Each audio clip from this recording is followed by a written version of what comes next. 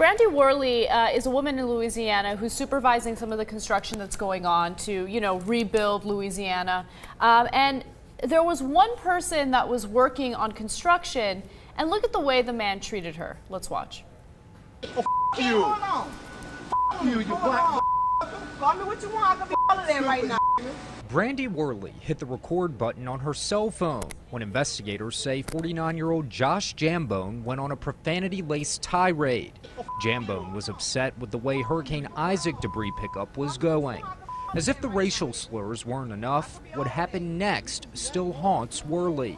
When Jambone saw she was recording this video, he came after her and spit in her face. You can hear it in the audio. And you with that picture? Let me give you something to look at. Hey, don't touch me. Don't touch me. Give me the phone. Give me the phone. Give me the phone. Give me the phone. Oh, my God. Oh. You want to do something about it? Oh. I don't think so. There's not a man over here that can do nothing about it, huh? Oh, my God. It was bleeped out there, but he called her the N-word multiple times. What was he upset? He was mad at her? He was mad at the way the Hurricane Isaac cleanup was going. I don't know exactly what happened in the altercation, but regardless of that, I'm sure that nothing would provoke that kind of reaction or would justify that kind of reaction.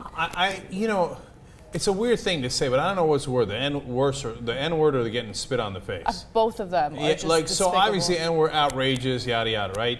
But somebody just, he hawked a Louis there. Yeah. Or loogie or whatever. Mm-hmm. And if somebody did that to me, man, she's not in a position to fight back, obviously. But you can't help but throw down, And so, and it's so demeaning and it's so denigrating to do that to a woman who can't fight back. It just turns my stomach, man. So do we know what happened to this guy? Well, yes, he did get arrested for assault.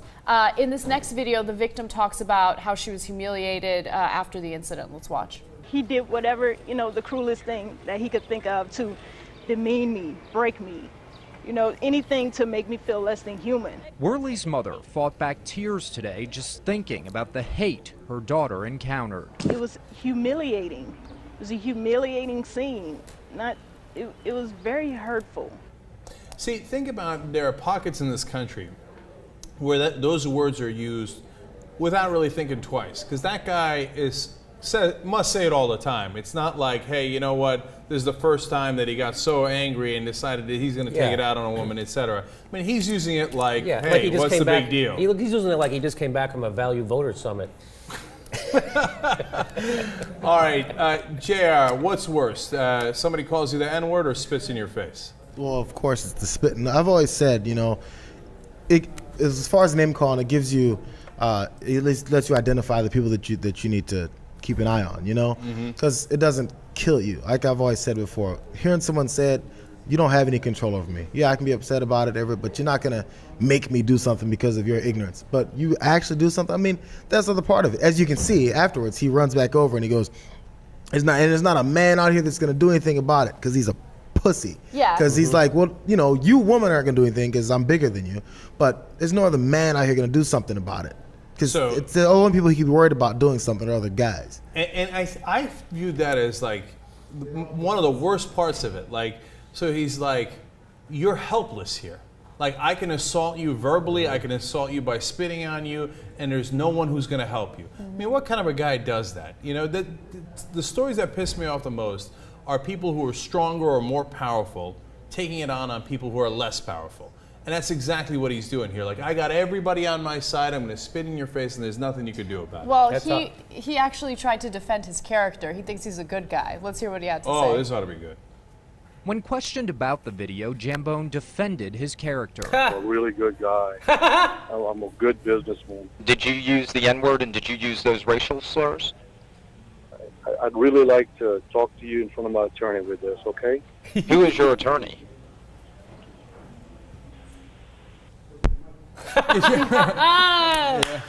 In other words, I would not like to talk to you about this. How strange was that sentence? I'm a good guy and I'm a good businessman. Good businessman. He added those two things in one sentence. See, because he's not black, so he works. That's what he's saying there. I work. I do business, not like this black chick who's probably, I think she was at work too. Yeah, she was literally on her job, by the way. Yeah. But to him, that's what he means by a good person. Yeah. Since I'm a good businessman, I must be a good person. Even if I literally spit in people's face, it's okay because I'm a good businessman. It's only a black person that I did that to. It's not a real person. Exactly, that's the thing. And see what set him off was the filming of it, because now it happens so much, it happens so regularly, and you can always say, look at you playing the race card. Oh, we don't do that, and you cover up all these things. And at one point in that, also the rest of that news report, she mentioned to the guy, they cut it off short, so I didn't include it. But she said, no one would believe us if it wasn't for the tape. Yes. As soon as he saw that tape, he made a dead bolt at her. Give me the phone. What, my phone? My property?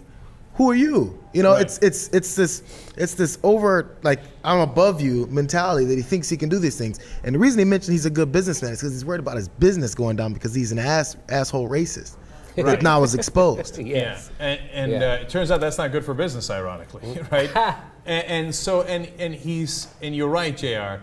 If she came out with that same exact story without the tape, what percentage wouldn't have believed her? 50%, Right. 70%, 90%.